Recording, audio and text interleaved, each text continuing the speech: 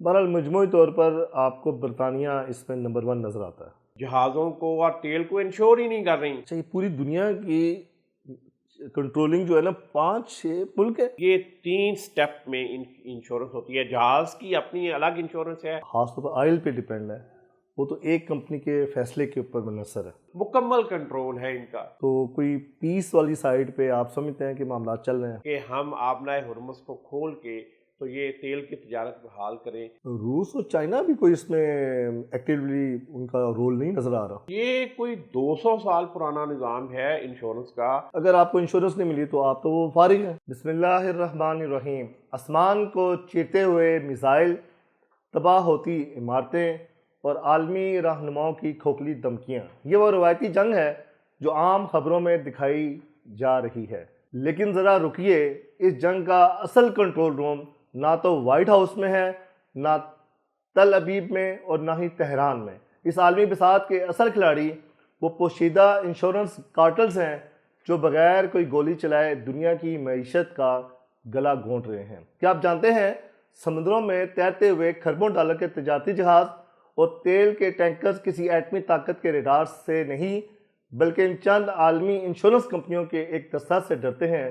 جب خود مختار ریاستیں آپس میں ٹکراتی ہیں اور بین الاقوامی قانون کی دھجیاں اڑائی جاتی ہیں تو یہ وار انشورنس کمپنیاں، وار انشورنس مافیا اپنا وار رسک پریمیم راتوں رات آسمان تک پہنچا دیتا ہے۔ میں ہوں عابد محمود مغل اور آپ دیکھ رہے ہیں رپورٹ ڈیجیٹل، اور میرے ساتھ ہیں حنیف صاحب۔ السلام علیکم سر۔ جی وعلیکم السلام۔ سر، بظاہر بساط پہ تو امریکہ، اسرائیل اور ایران کے درمیان جنگ ہو رہی ہے، لیکن دنیا کی جو جنگ ہے اور جو دنیا کی معیشت ہے اس کو کنٹرول کرنے والے مافیا تو کوئی اور ہیں۔ یہ کون سے ملک ہیں جنہوں نے انشورنس کارٹلز بنا کے پوری دنیا کی معیشت کو اپنے کنٹرول میں رکھا ہوا ہے؟ 5-6 ملک ہیں اور کوئی 7-8 کمپنیاں ہیں۔ اچھا، یہ پوری دنیا کی کنٹرولنگ جو ہے نا 5-6 ملک ہے؟ جی 5-6 بھی میں زیادہ ذرا فراخ دلی سے بتا رہا ہوں۔ اچھا، اس کا مطلب ہے کہ اصل ماسٹر مائنڈ کوئی اور ہے؟ اصل ماسٹر مائنڈ ایک شہر میں بیٹھا ہے اور وہ لندن ہے۔ اچھا، تو لندن وہاں بیٹھے آج بھی مؤثر ہے؟ وہاں بیٹھے ایک کمپنی کے چند گرو اگر یہ چاہیں کہ آج پوری دنیا کی شپنگ انڈسٹری بند ہو جائے تو وہ بند کر سکتے ہیں۔ تو ان کے کوئی حریف، کوئی قوانین، کوئی انٹرنیشنل لاز، کوئی ایسا نہیں؟ کچھ بھی نہیں ہے۔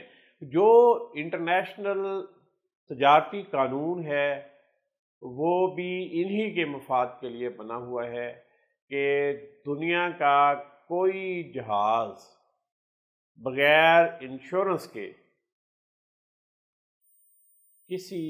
دنیا کی کسی بندرگاہ پہ اتر نہیں سکتا۔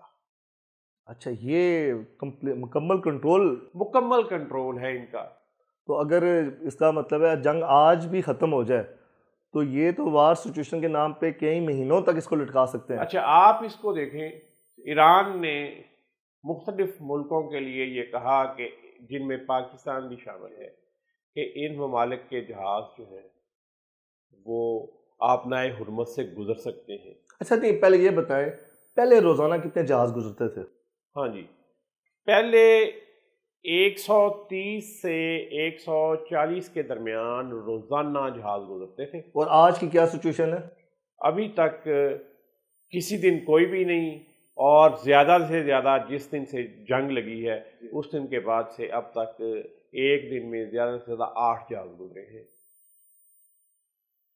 یہ آپ اندازہ لگا لیں کہ یہ کتنا بڑا اس کے اندر گراوٹ آئی ہے، آلموسٹ نہ ہونے کے برابر ہے۔ یہ بجائے باوجود اس کے کہ ایران یہ کہے کہ ہم فلاں ان ملکوں کے جہاز جو ہیں ان کے گزرنے پر ہمیں کوئی اعتراض نہیں ہے، یہ گزر سکتے ہیں، اور پھر وہ تجارتی جہاز جو ادر دین آئل ٹریڈ ہیں کہ آئل ٹینکرز اور جو آئل شپس ہیں، ان کے علاوہ جو دیگر جہاز ہیں ابھی تک انہوں نے ان کو نشانہ نہیں بنایا، نہ ہی ان پر کوئی بڑی سخت پابندیاں عائد کی ہیں، اور باوجود اس کے کہ امریکہ یہ کہہ رہا ہے اور وہ اس کوشش میں ہے، اس کے ساتھ برطانیہ بھی اور فرانس بھی، کہ ہم آبنائے ہرمز کو کھول کے تو یہ تیل کی تجارت بحال کریں، لیکن پھر بھی کسی بھی دن ان 10 دنوں کے اندر 8 سے زیادہ جہاز آبنائے ہرمز سے نہیں گزرے۔ تو یہ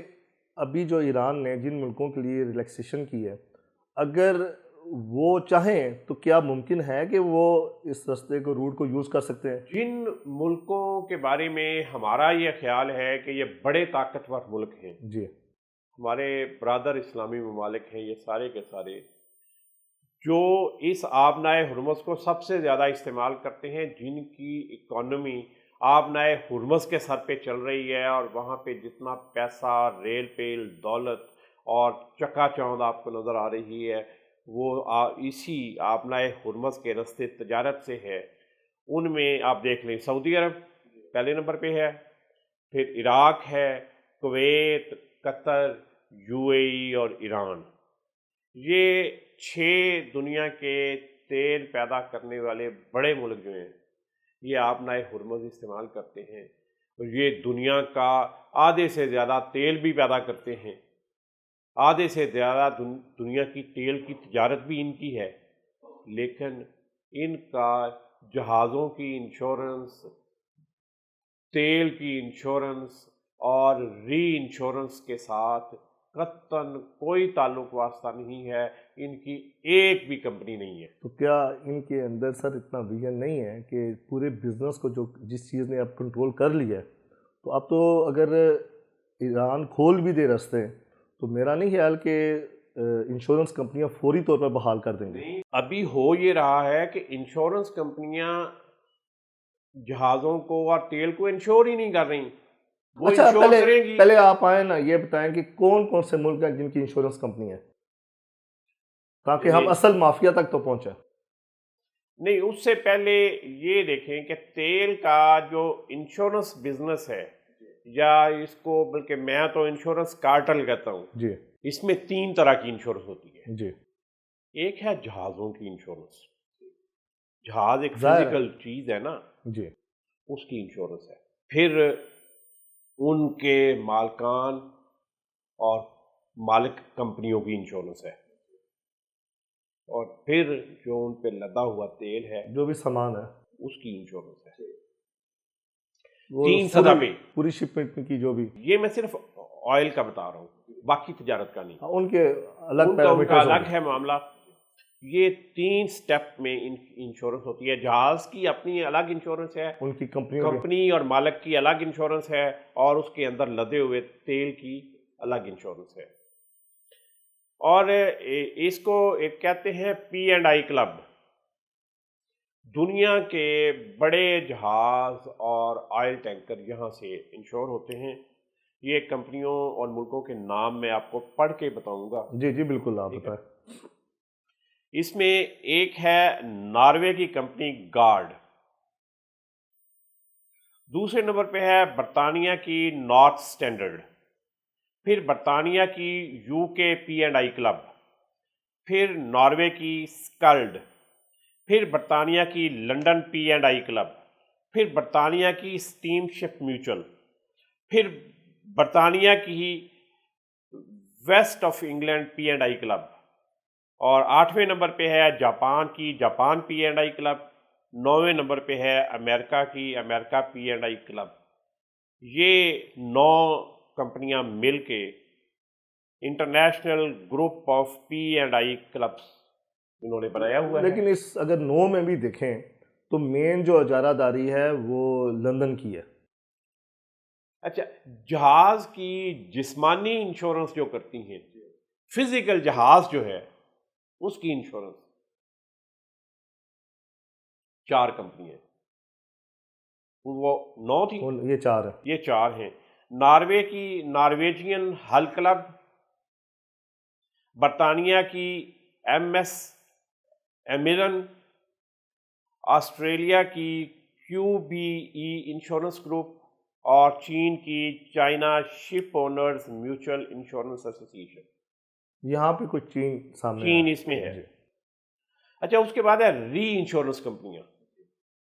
ری انشورنس کمپنیاں بڑی جو ہیں وہ 5 ہیں.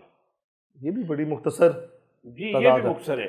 جرمنی کی میونخ RE، سوئٹزرلینڈ کی سوئس RE، پھر جرمنی کی ہینوور RE، برطانیہ کی لائڈز آف لنڈن، اور فرانس کی اسکور. بہرحال مجموعی طور پر آپ کو برطانیہ اس میں نمبر 1 نظر آتا ہے. اچھا، آئل ٹینکر انشورنس جو ہے اس کے بڑے ممالک آپ ذرا دیکھیں. برطانیہ عالمی میرین انشورنس کا سب سے بڑا مرکز ہے. جی. ناروے برطانیہ کے بڑے P&I کلب وہاں پہ ہیں. جاپان کی ایشیائی انشورنس شپنگ انشورنس ہے، ایشیائی شپنگ انشورنس. امریکہ کی reinsurance and shipping insurance, اور سوئٹزرلینڈ اور جرمنی کی مشترکہ ہے ورلڈ ری انشورنس. اچھا سر، ان سب کمپنیز میں کوئی بھی عرب ممالک کی کوئی کمپنی یا عرب ممالک اس بزنس میں شامل نہیں ہے، یا بڑے جو مسلمان ملک ہیں وہ اس میں شامل نہیں ہیں، تو یہ تو کچھ محدود ملک ہیں جو یہ سارے بزنس کو کنٹرول کر رہے ہیں. اچھا، میں اگر اس سے پہلے اپنے گفتگو کا تھوڑا سا 1-8 منٹ کا حصہ اور جی پیش بالکل کرتا ہوں، بالکل. اس کے بعد میں اس پہ آتا ہوں کہ انشورنس میں اسلامی ممالک نہیں ہیں. دنیا کے 90% آئل ٹینکرز جو ہیں وہ ان کمپنیوں کے P&I کلبس جن کے میں نے آپ کو نام بتائے ان سے انشور ہوتے ہیں، 90% سے زیادہ. اگر یہ کمپنیاں انشورنس کی کوریج روک دیں، یہ زیادہ سے زیادہ 9 کمپنیاں، 5-6 ملک، ان کی کمپنیاں اگر جہازوں کی اور تیل کی انشورنس روک دیں تو جہاز بندرگاہوں میں داخل ہی نہیں ہو سکتے. عملاً بزنس کو آپ نے روک دیا نا. نہیں، اس پہ ایک قانونی پابندی ہے کہ انشورنس کے بغیر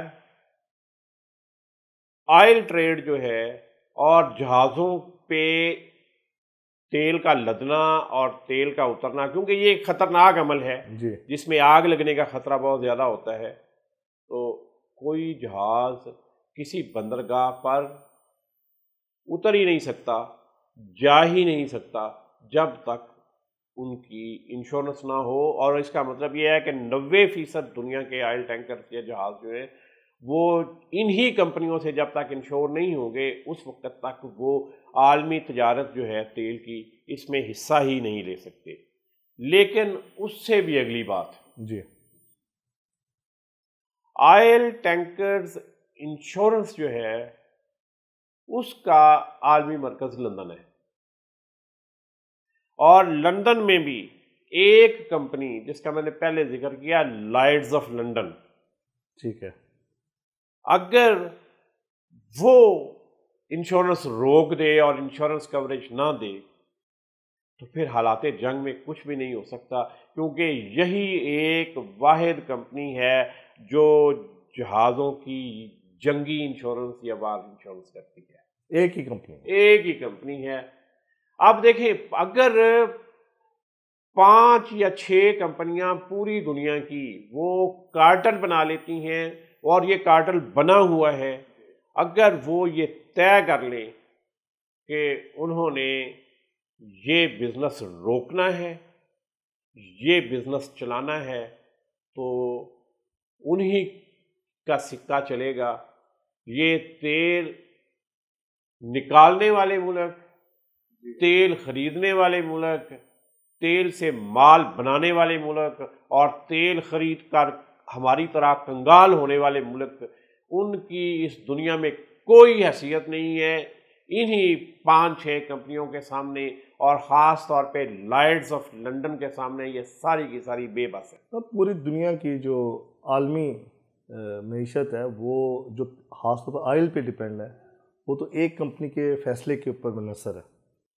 اب آتے ہیں ہم، یہ اس کا میں جواب آپ کو پہلے دے چکا جی کہ جی وہ کمپنی چاہے گی تو کام چلے گا. آج وہ کمپنی وار انشورنس کوریج نہیں دے رہی تو اس لیے رک گیا سب. تو اس لیے وہ جو 125-150 ٹینکر وہاں سے روز گزرتا تھا آبنائے حرمت سے، وہ اب تقریباً صفر پہ آ گیا ہے، کیونکہ وہ کمپنی نہیں چاہ رہی اب، چاہے ایران چاہے امریکہ چاہے امریکہ جی چاہے یہ جنگ بند ہو جائے، چاہے کوئی ورلڈ ٹریڈ آرگنائزیشن یا ممالک آپس میں بیٹھ کے یہ طے کر لیں کہ آبنائے ہرمز بند نہیں ہوگی اور تیل کے جہازوں کی تجارت آمد و رفت آبنائے ہرمز سے جاری رہے گی، لیکن جب تک لائٹس آف لنڈن اور اس کے ساتھ کی چند کمپنیاں یہ وار انشورنس اور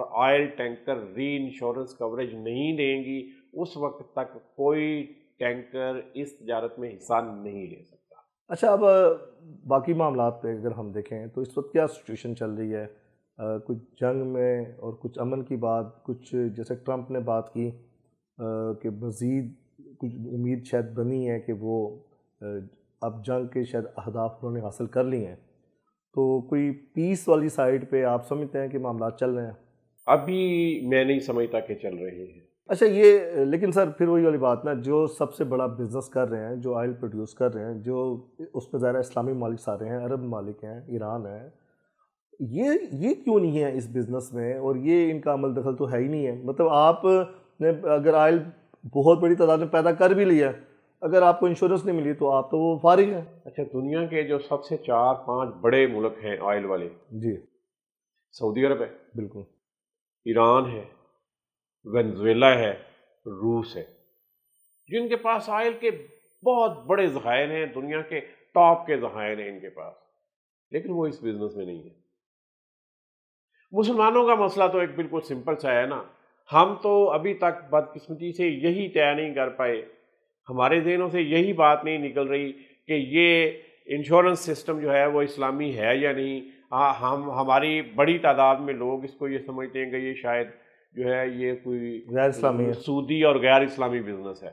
نہیں خیر، اب تو یہ سارے ملک سر اپنے ملکوں میں جو سسٹم انہوں نے بنائے ہوئے ہیں، پاکستان جیسے ملک میں 22% انٹرسٹ ریٹ جاتا ہے حکومت کی اپنا سرپرستی میں، تو یہ اب کون سی اب بات کہہ رہے ہیں؟ جی انشورنس کی پوری، یہ دیکھیں یہ کوئی 200 سال پرانا نظام ہے انشورنس کا، اور کم و بیش 100 سال کی تاریخ ہے آئل ٹریڈ کی دنیا میں، جی اور اس میں آئل بزنس ہو رہا ہے، اس کی تجارت ہو رہی ہے اور اس کی انشورنس ہو رہی ہے، لیکن کوئی اسلامی ملک ایسا نہیں ہے۔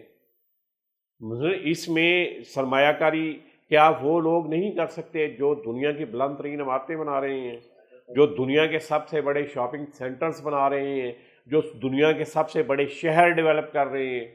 لیکن ایون آپ دیکھیں مسلمان ملکوں کے علاوہ بھی روس اور چائنا بھی کوئی اس میں ایکٹیولی ان کا رول نہیں نظر آ رہا۔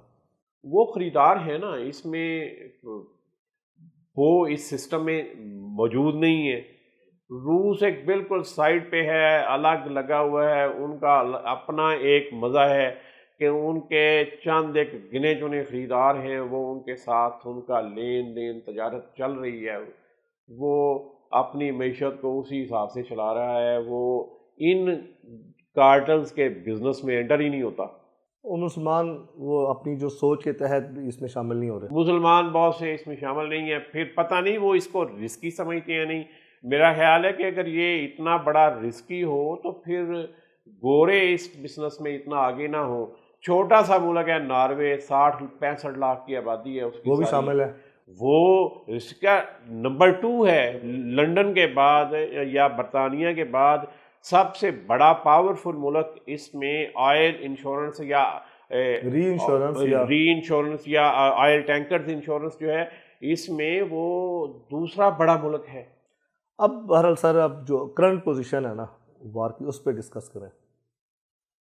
کرنٹ میں مجھے نہیں لگتا کہ فوری طور پہ جنگ بند ہو، یہ جنگ طویل ہونے کی طرف جا رہی ہے۔ یہ آپ کہہ لیں کہ اہداف کے اوپر ہی صرف فوکس ہوگا اور اس کو پھیلاؤ نہیں اس کا کیا جائے گا زیادہ۔ میں نے 2 دن پہلے شاید یہ کہا تھا کہ اب سپلائی چینز ٹارگٹ بن رہی ہیں۔ اس میں تو ایک اور چیز نظر آ رہی ہے کہ آپ کی جس کے ساتھ دوستی ہے اس کے لیے سپلائی چین کو آپ افیکٹو کر دیں گے، کہ وہ وہاں سے اپنی تجارت کو جاری رکھے، جس حد آپ کی دشمنی ہے آپ اس کو روک سکتے ہیں، تو یہ بھی تو ایک نیا تصور ابھر رہا ہے۔ نہیں، پاکستان کی سعودی عرب کے ساتھ بہت اچھی دوستی ہے۔ جی ایران نے بھی کہہ دیا کہ پاکستان کے لیے جو آئل ٹینکرز ہیں یا جو جہاز ہیں لے کے جانے والے، ان پر کوئی پابندی نہیں، وہ گزر سکتے ہیں۔ لیکن کیا گزر سکے ہیں؟ ظاہر ہے اس کو بھی جب اوپر سے کنٹرول کیا جا رہا ہے انشورنس کمپنیوں کے ذریعے، کیسے گزریں گے؟ تو وہ نہیں گزریں گے۔ کوئی بھی رسک نہیں لے گا سر۔ آئل ٹینکرز کو، آئل کی تنصیبات کو اس سطح پر نشانہ نہیں بنایا گیا۔ واقعات ہوئے، ابھی تو مختلف 2 جگہوں دن پہلے بڑا واقعہ ہوا ہے۔ مختلف واقعات ہوئے، لیکن اتنی بڑی سطح پہ یہ ٹارگٹ نہیں بنا۔ لیکن وار انشورنس نہ ہونے کی وجہ سے یہ ساری ٹریڈ بند ہو گئی۔ اب جنگ بند بھی کر لیں پھر بھی وہ کہیں گے کہ جناب یہ جب تک وہ اس چیز کو انشور نہیں کریں گے کہ یہ وار سچویشن ختم ہو گئی ہے، اس وقت تک تو وہ آپ کو نارمل پریمیم پہ نہیں لے کے آئیں گے۔ اچھا، اب جنگ کے معاملات آپ دیکھیں، ایران میں سید مجتبیٰ علی خامنئی جو بالکل، اب امریکہ کا یہ کہنا ہے کہ جو نمبر 2 آئے گا وہ ہمارے لیے سافٹ ہوگا، یہ بات تو فارغ ہو گئی، کیونکہ یہ تو سید علی خامنئی شہید سے بھی زیادہ ہارڈ لائنر ہے۔ جی زیادہ ہارڈ لائنر۔ تو پھر یہ بات کہاں گئی؟ اس کا مطلب ہے کہ وہ اس نے ٹرمپ نے جس طرح جنگ جو ہے اس کا ٹیمپو تھوڑا سا کم کیا تھا، شاید وہ یہ سمجھ رہا تھا کہ جو سیکنڈ قیادت اب آ رہی ہے وہ امریکہ اور اسرائیل کے لیے سافٹ ہوگی، لیکن یہ سافٹ نہیں اور یہ زیادہ ہارڈ ہوتی ہے، تو پھر وہ ایک دفعہ بھرپور طریقے سے کارروائی کریں گے۔ ابھی وہ اسیسمنٹ کر رہے ہیں کہ انہوں نے ان کے نیوکلیئر ایسٹس کے اوپر جو اٹیک کیا ہے وہ کس حد تک کارگر ہوا ہے، ان کی کتنی چیزیں تباہ ہو گئی ہیں ایران کی اور کتنی بچ گئی ہیں یہ ایٹمی تنصیبات ان کی۔ تو اس کے بعد پھر وہ اس کے سیکنڈ فیز میں جائیں گے، اور میں یہ سمجھتا ہوں کہ اب یہ جنگ زیادہ ٹارگیٹڈ اور زیادہ لمبی ہوتی نظر آ رہی ہے، اور اگر یہ اس طرح ہوا، اللہ نہ کرے کہ ایسا ہو، لیکن اگر اس طرح ہوتا ہے تو پھر اس کے جو اثرات ہیں وہ بہت ہی زیادہ دیر پا ہوں گے، جو بہت دیر تک قائم رہیں گے، اور اس میں سے نکلنا دنیا کے لیے بہت مشکل ہوگا۔ سر دیکھیں، ایران پہلے سے 40 سال سے پابندیوں میں ہے۔ ایران نے اپنے سپریم لیڈر کو بھی کھو دیا ہے۔ ایران کے پاس کھونے کے لیے تو اتنا زیادہ نہیں ہے۔ اس سارے پروسیس میں جو ٹرمپ کی پوری کیمپین رہی ہے کہ بھئی میں نے دنیا میں جنگیں نہیں لڑنی، افغانستان سے بھی وہ نکل کے آ گیا۔ اب اگر اسرائیل کی وہ ساتھ اشیر باز سے اس کے ساتھ مل کے وہ جنگ میں داخل ہو گیا، جنگ میں داخل ہونا تو اس کی مرضی سے ہوا ہے، لیکن امریکہ کے لیے بھی اس کے کوئی اچھے اثرات تو نہیں ہوں گے۔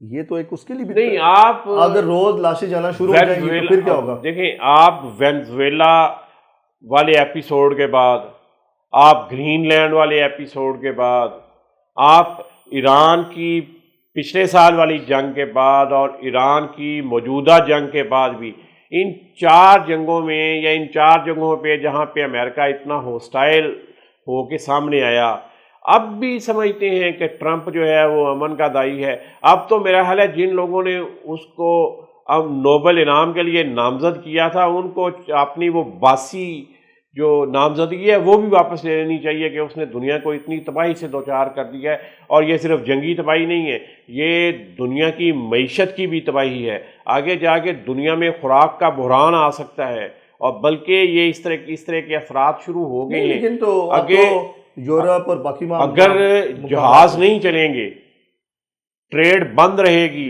اور ان جہازوں کو وار انشورنس نہیں ملے گی، تو پھر یہ گلف ممالک جو سارے کے سارے، چاہے سعودی عرب ہے، چاہے UAE ہے، چاہے قطر ہے، چاہے کویت ہے، یہ تو خوراک کے لیے سارا باقی دنیا پہ انحصار کرتے ہیں۔ سر دیکھیں، ان کی 2 چیزیں ہیں، ایک آئل اور دوسرا جو ان کی سیاحت ہے، ٹورزم ہے۔ اب آپ کی ایئر لائنز ویسے بند ہیں، آپ کا آئل کا وہ سپلائی چین ختم ہو گئی ہے، تو یہ ممالک کیا کریں گے؟ ان کے لیے کافی مشکل ہوگی اگر یہ جنگ جلدی بند نہیں ہوتی۔ اور یہ ٹریڈ وار اور اس کے اوپر جو انشورنس کمپنیوں کی اجارہ داری ہے وہ ختم نہیں ہوتی تو یہ جنگ چلتی رہے گی اور یہ بہت خطرناک ہو جائے گی لوگوں کے لیے۔